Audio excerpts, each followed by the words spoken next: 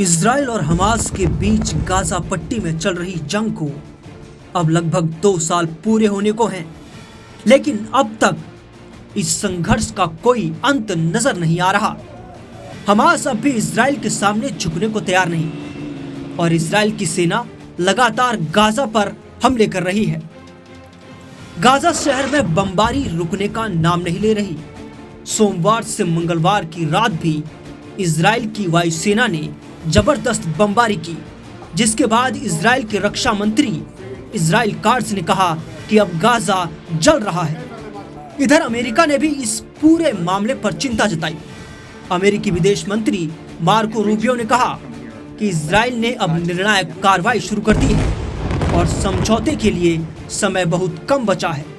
उन्होंने कहा कि अब हमारे पास महीनों का नहीं बल्कि कुछ ही दिनों या हफ्तों का समय है। इजराइल का मानना है कि गाजा शहर हमास का आखिरी गढ़ है और वहां के निवासियों को शहर खाली करने का आदेश दे दिया गया है। अब इजराइल गाजा शहर पर और भी बड़े हमलों की तैयारी में है ताकि हमास को पूरी तरह खत्म किया जा सके। इस बीच अमेरिका के राष्ट्रपति डोनाल्ड ट्रंप ने बयान दिया।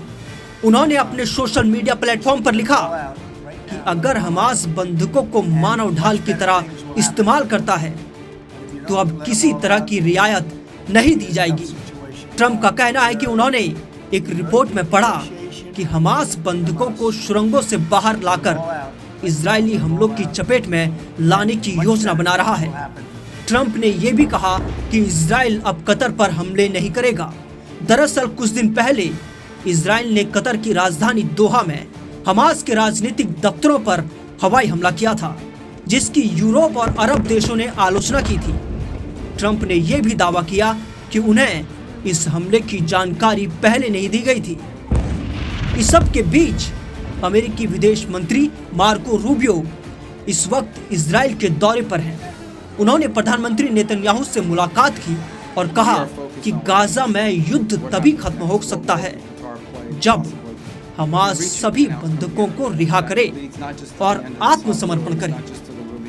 इस पूरे संघर्ष की शुरुआत 7 अक्टूबर 2023 को हुई थी, जब हमास ने दक्षिणी इजराइल पर अचानक हमला कर दिया था। इस हमले में करीब 1200 लोग मारे गए थे और 251 को बंधक बना लिया गया था।